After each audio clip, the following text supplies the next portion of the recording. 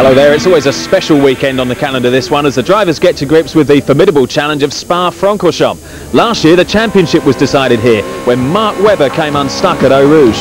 Flat out, 150 miles an hour. This is the notorious Eau Rouge, and he's sideways, he's off! Oh, a big accident there for Mark Webber. There is Justin Wilson, the new Formula 3000 champion. Yes, last year Justin became the first ever British winner of the series. This season it's a fight between a Frenchman, an Italian and a Czech. After winning in Hungary last time out, Thomas Enger heads the standings.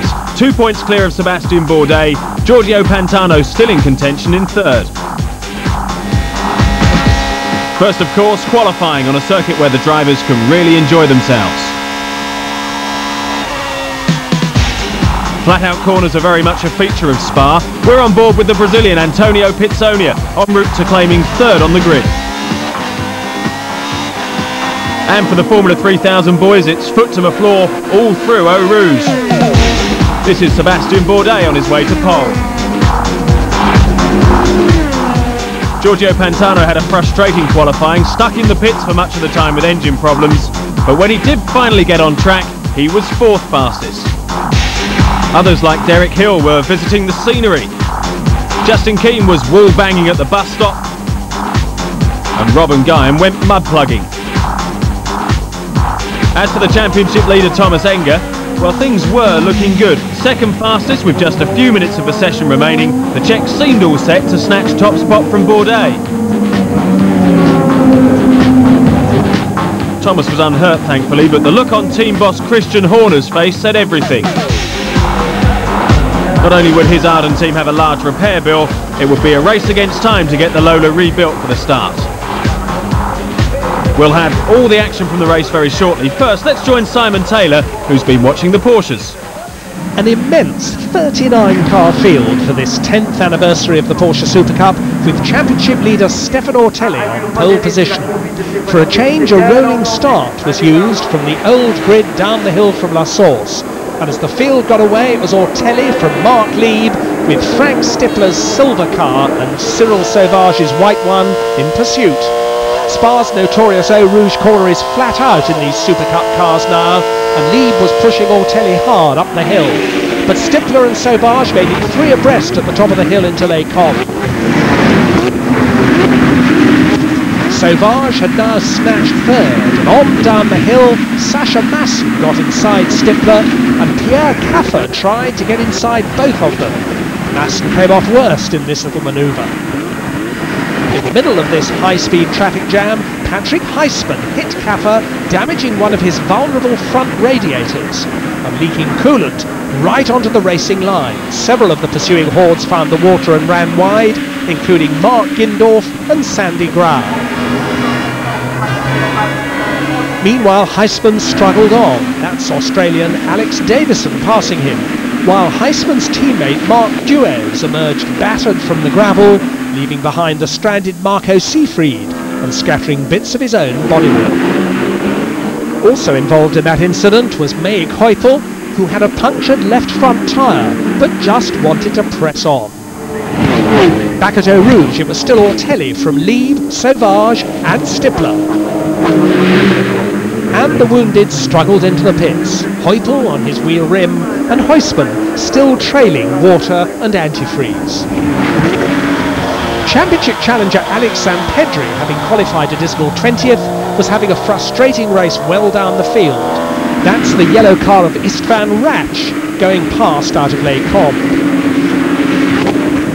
In the battle for 6th place, Marco Werner ran wide, putting more dust and shreds of fiberglass on the already slippery track. Kalman Bodis must have run over some debris, because he blew a tyre at full chat at the top of the hill, but the Hungarian kept it straight and stopped without mishap. Zampedri was trying to rescue his race, repassing Ratch with a perfect move into the bus stop. At Les Combes, Werner got alongside Wolf Hensler. Hensler tried to nudge him out of the way, and as they grappled, Masson went by. And so did Menzel. At the next corner, Werner tried again, and their argument cost them both another place. Ortelli took the flag after a superbly controlled race, further increasing his championship lead. Lieb chased him home, with Stifler third ahead of Sauvage, Kaffer and Masson. Back with the Formula 3000, we're all set for the penultimate race of the year. Here's Simon again to talk us through the action. Well, here's the championship challenger, Sebastian Bourdais, 2 points adrift to Thomas Enger at the top of the table. So this will be a crucial afternoon for him in the Supernova Lola. Let's look at the grid. Bourdais and Enger joining battle at the front. Enger's car rebuilt overnight after that qualifying accident. And the other championship challenger, Giorgio Pantano, on the second row. And the only Brit in the race, Hampshire's Justin Keane, back in 18th spot. The cars look good for the moment, that condition, and but we don't know the other if they are more quick than me or not. We see here it's possible to overtake. It's not like Hungary, but we see the race, and especially the weather now. Well, the brollies are going up. It's starting to spit with rain. It depends. If it's gonna rain, we have to change tires. If not, we're gonna race on slicks, maybe on damp conditions. I don't know. It's gonna be difficult, but hopefully enjoyable. Well, as far as we can see, every car on the grid is on slick tyres, but the Spa weather is always so unpredictable. And the photographers are insisting on getting Enger and Bourdais to pose together. All looks very friendly, but when this race starts, believe me, it's going to get extremely serious. The penultimate round of the championship, which could lead for the winner to a Formula One seat. And Dave's going to try and get a word with our pole position man. Yeah, it's alright, except the weather. It's really difficult to manage these conditions. We'll see anyway. I'm pretty used to that with the 24 hours, so I'm not so worried about that.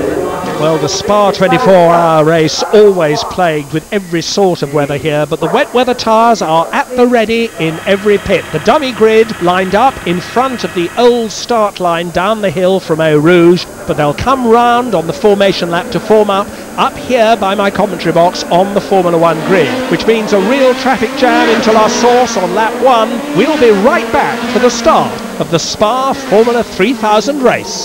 Ladies and gentlemen, fasten your